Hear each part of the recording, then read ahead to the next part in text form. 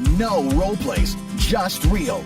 Chris and Lorenzo share 4 decades of combined experience to help you become a more effective leader. We've never really, as a workforce, spent a lot of time on making sure we're developing good leaders. We'll be able to share stories, experience, mistakes, failures, successes. This is Hacking Your Leadership. Welcome to Hacking Your Leadership. I'm Chris. And I'm Lorenzo. And Lorenzo, tonight I would like to talk about the concept of leading without a formal title. And I know it's something that great leaders have to be able to do. Oftentimes, you have to influence the results from people who don't report directly to you.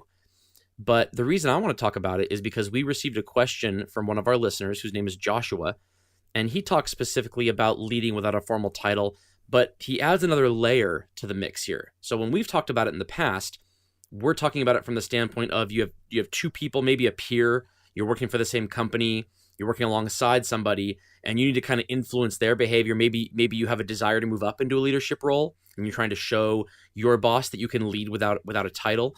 But either way, the people you're trying to influence are people who more or less share the same desired outcome as you. You work for the same company, you're on the same team, etc. Joshua's question had to do with being able to influence people who don't even work for the same company as you. And the example he gave is one of a buyer/distributor model, where if you are a leader of a company and the product you get in relies on distributors to bring the product to you and get you the product you need, obviously those people don't work for your company, they work for a different company, but yet your success in your role largely depends on them doing the things that you need them to do. And when you add that extra layer of not only do you not report to me, but you don't even have the same boss or the same goals or the same desires. Maybe you don't take your job seriously and I do. There's all sorts of different variables that come into play here when you're talking about people who work for different companies. So I'm wondering, have you had to deal with this in your roles at all, where you've had to influence or lead people that where your success actually depended on them having an expected set of actions or results, but they didn't report to you and they could have said, I don't care what Lorenzo thinks, I'm going to do what I want to anyway? Absolutely. The term that I will use is influence without authority. It's something that I talk to my people a lot about, and the idea of understanding how relationships and the ability to communicate effectively and share a vision, even if it's not the responsibility or the boss or the company, but to share a vision of where you're trying to go with somebody is critically important in moving people and progressing, a strategy getting executed throughout. So, within the retail idea, as you mentioned, kind of the distributor sales kind of model in the retail side of things, that's typically called channel. Sure. And or or vendors. you have vendors, exactly. Yep, Sure. Channel or vendors, where you've got people that you rely on each other in a certain way to get a task completed, and typically that task is to sell a widget of some sort or a service of some sort. And the thing that I can tell you is the way in which you get that done is simply through relationships and communication, right? And it can be really, really difficult when that person is not somebody who is looking to either, build a relationship, or there's somebody who is not, invested in the vision of what's going on here. And that's where it becomes difficult, because you're trying to say, like, look, I'm not responsible for you. You're not responsible for me. I have goals and things that I'm trying to achieve. I would imagine you also have goals and things that you're trying to achieve. Right. But at the end of the day, it's going to require both of us to help each other to get there. So I think that having that relationship, having that conversation, being upfront about it, at least putting forth that effort, is step number 1 in building the trust and the ability to then have conversations that may lead down the path of saying, hey, you did this before, or you did it this way. That's not helping us achieve the goals that we're both trying to achieve. And I need you to change that behavior, or I need this out of you. Again, where that can be difficult is if that person's not open to it. But I think in most instances, people that want to keep their job and get rave reviews and get told by their boss, they're doing a good job. They're at least motivated by trying to get things done more efficiently. I keep replaying an old adage that I hear in my mind that I heard from a leader many, many years ago, which is, people won't care about what you care about until they know you care about them. And it's always used in the context of a leader trying to show they care about their people, but it doesn't need to be limited to that. You can show people that you care about their goals and objectives and dreams and what they want to accomplish without any expectation of something being done in return.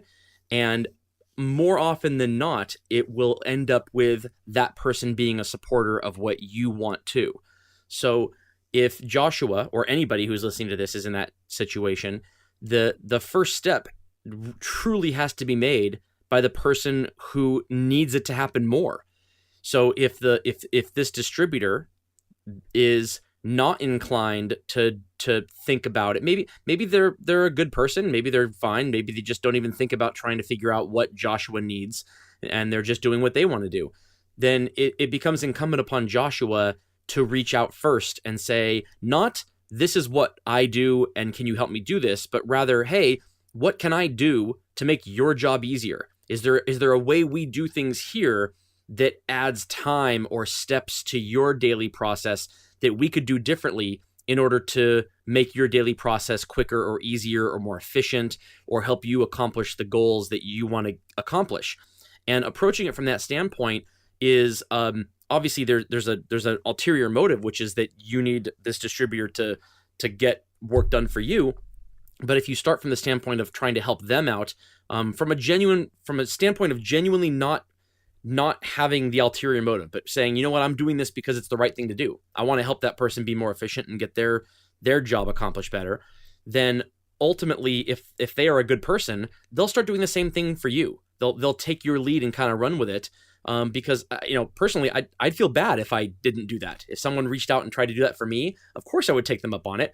And then within a very short period of time, I would start to think about, wait a minute, what can I do for them in return? Because I like this. I like that they're doing this for me. Maybe it means I get home to my family quicker. Maybe it means I have less to do during the day because they're doing something differently for me. So I want to keep that going. So the best way to do that is to pay it forward and offer it back to them. Yeah, it reminds me of a book, and I think I may have mentioned this before on the show many shows ago, but a book called Whale Done. And the concept is around how do they train killer whales, which I don't think they can do anymore. I think it's illegal now, right? Is that a double entendre with well done too? Like it is. Like that's good exactly. job? Yes, Yeah, okay. that's exactly what it is. Yes. All right.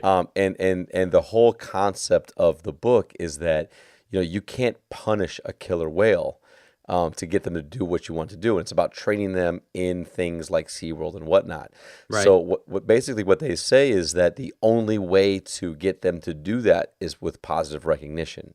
Every time they do something that they're supposed to do, you give them a whole ton of fish. And if they jump, you give them more fish. You do that, you give them more fish. And the idea is that over time, they want the recognition, so they keep doing these behaviors over and over again for the fish. So I bring that up because as you were talking about a way to, maybe role model the behavior that you're hoping to inspire them to do for you. Another way to do this type of work that I have found success in is when they do the right thing, when they do a good job. Maybe it's not a great job, but they do a good job. Or this last time, they did it exactly as you needed them to do that. You contact their boss and you give them recognition. Ooh, that's a good one. Right? Yeah, you contact them and say, hey, let me tell you about Chris. Hey, I know I don't really know you, but Chris came in the other day. He did this thing for us. It was awesome. It was great. It was efficient. He just did a fantastic job. And I didn't even get a chance to tell Chris about it because he left. I wanted to call you directly and say that Chris did a great job, and please share that with him. So then what happens is that you come into work the next day and they go, hey, come in the office. So Lorenzo said that you did a great job. He goes, wow, what a cool guy. What a great guy. I'm going to go say thank you, right? Right, because chances are his boss has never received a phone call like that before. Exactly. So now all of a sudden, Chris is a fan of mine. And when he shows up, I said, dude, you did such a great job. I really appreciate it, man. That makes my job easier. I'm trying to achieve my goals. Thank you for doing that work. Is there anything I can do and follow your lead? Is there anything I can do for you to make it easier for you? Or do you have any ideas? Or how can we make this even better, right? But I think that's the same thing around kind of the concept of the whale done, or the idea of, you attract more bees with honey than you do, what is it, vinegar, or right? So like that idea of leading with recognition is a great way to build a relationship and get it off on the right foot, and allow that person to say, hey, I really appreciate that. Now I want to reciprocate with whatever it is that you need me to do. I like to think of this as kind of a leadership theory that has several layers to it. So a lot of times what happens is people get promoted into a leadership role, and they've never been expected or measured on their ability to lead without the formal title. And so they tend to fall back on the title as the crutch when they're not getting the response they're looking for. And when you have that crutch there, it will become easier and easier to rely on it.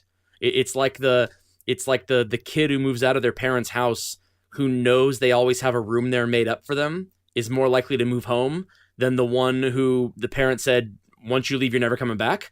When you don't have an option of going back, you find a way to make it happen. It's amazing what we can accomplish when we have no choice but to make it happen. And if you can rely on that title as a crutch or a safety net in terms of getting the responses or the behaviors or the expectations done from your team, then you tend to do that. The only way to avoid that, I have found, is if you have a really strong foundation of being able to lead and influence without the formal title. Because first of all, you'll never get anybody to do anything for you without a title by going about it the wrong way. You're never going to order somebody to do something for you without a title. So the only way to do it is by influence and by the positive recognition and reinforcement, and by figuring out where you have a commonality of goals and objectives and responsibilities. So in essence, you might, in your mind, you're thinking, I need this guy to do what I need him to do.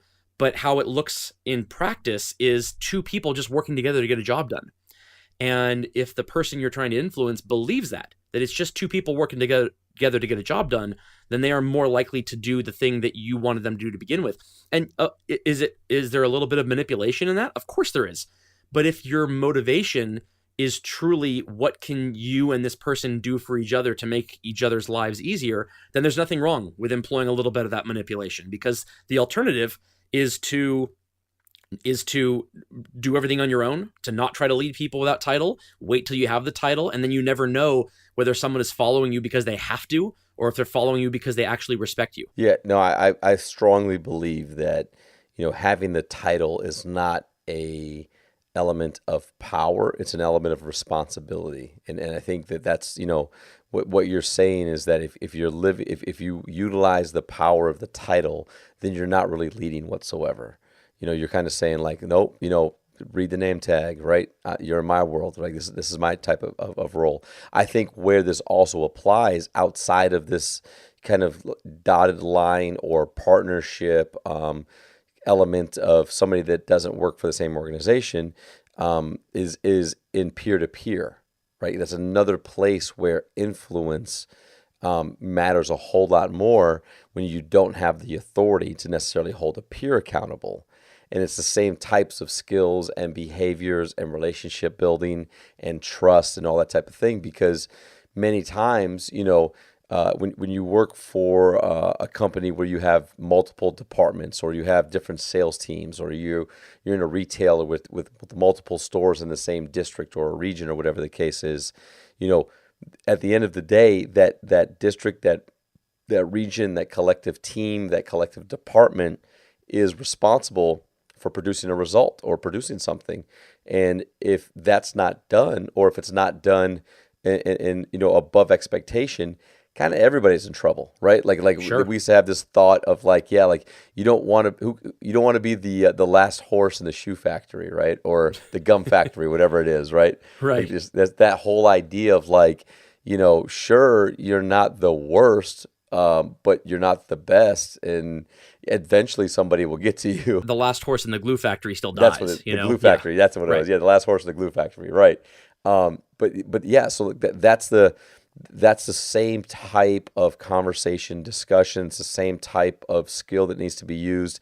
Is how do you build a relationship with your peers where you can hold them accountable in theory by saying like, look, I need you with this. Don't let me down. Like, hey, I thought you had this. Hey, I need you to get this work done. Hey, we all committed that this is how we're going to do this collectively together. And because you're not doing this, it's causing us to not to have the result that we need, or it's causing stress on my team, or it's causing my department to fall behind in the work that we have to do because your department's not getting your work done. So I think it's a great conversation to have and to understand that even in a place where everybody works for the same company, maybe even has the same boss, that ability to influence without authority is critical to really being able to move teams forward and get results to the place where they need to be. Yeah, I can think back to times when I worked with people who I didn't respect at all, I didn't like at all, and who weren't nice people. And they weren't my boss, we were just peers. But when they attempted to lead or influence without that title, and I didn't come through, I never really lost sleep over it. But if it was a person who I had a lot of respect for, a person who was always a nice person, who when I worked with, I enjoyed working with them, and if I ever felt like I let a person like that down, it bothered me. Like, it bothered me until the next time I was able to see them so that I could apologize and I could say that won't happen again. I messed up, whatever that may be. It wasn't about the work. The work doesn't matter at all at that point. It's the relationship that matters. The work is merely a vehicle of testing whether or not the relationship is strong. If I felt like the relationship was in trouble, that bothered me. And if the relationship wasn't there at all to begin with, then not following through for somebody or not coming through for them, it like I said, it didn't bother me. So, you can tell real quick if the people you're trying to lead or influence, you can tell before you even ask them whether or not they're going to come through. You look at the relationship. If it's a person where there's a mutual respect and trust there, more than likely they're going to come through for you because they know you do the same for them. And if there isn't a lot of that in place, then that's kind of you're kind of taking a gamble on whether or not they're going to come through for you. And you might want to be more clear on things and try to fix the relationship before you start trying to get their behaviors to change. So let me ask you, when you think about those relationships and that trust and respect and that type of thing, do you feel that it is, because you mentioned the other people that you didn't like, do you feel that that's driven more by having like shared values, or do you feel that that's something that's really built on how they approached you and the way in which they built a relationship with you to earn that trust and respect? Like, do you remember back like to how they did that and why you felt that way about them versus others? Sure. I mean, it had to do with whether or not their approach to things was trying to help me do the things that I needed to do. And the people who I had the most respect for, and this is whether they were in leadership roles above me or not. It doesn't matter. The people who, when they interact with me, their first order of business is to figure out how they can make my life easier, then that inherently makes me want to do the exact same thing for them. And you can tell when leaders approach you and the order of business is to figure out how they're going to get you to help them get something done. And even leaders who try their best to hide that don't do a good job of it. You can read right through it pretty quickly. The people who start with the small talk that they've never asked about before. How's the wife and kids going? Yeah. Oh, they're great. Yeah. How are yours? Oh, they're great. Hey, while I got you here, let's talk about this, and this. It's like, wow, like did you miss this day in school? Mm-hmm. So even faking it's almost worse than just coming up and saying, hey, I need you to get this done for me. Yeah. Don't patronize me. But the people who are doing it from a standpoint of really wanting to figure out how they can make my life easier and their job easier, they might be doing it in order to be able to call in that favor later. But it's not something that can be done on a moment's notice. It's work that you put in and you plant the seeds for, and you till the soil, and you really put the effort into the relationship for days and weeks and months, so that when the time comes where you might need their efforts to get your job done, you have this team of people who will do anything for you, because for the last weeks and months, you've done whatever you could to help them before you tried to call upon them for anything, to return the favor. I totally agree. And with that, it's time for this episode's 1 Minute Hack. The 1 Minute Hack.